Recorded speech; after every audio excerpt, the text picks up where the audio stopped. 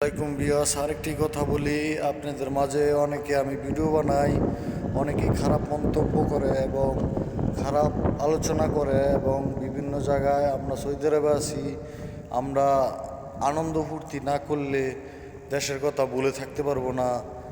আমরা আনন্দ ফুর্তি করলে দেশের কথা ভুলে থাকতে পারবো এবং পরে আপনাদের সাথে দেশে গিয়া মিলেমিশে কাজ করতে পারবো। এবং অনেকেই ভিডিও দেখে অনেকেই খারাপ খারাপ মন্তব্য করে এবং অমুকের ছেলে ভিডিও বানায়, অমুকের মেয়ে ভিডিও বানায়।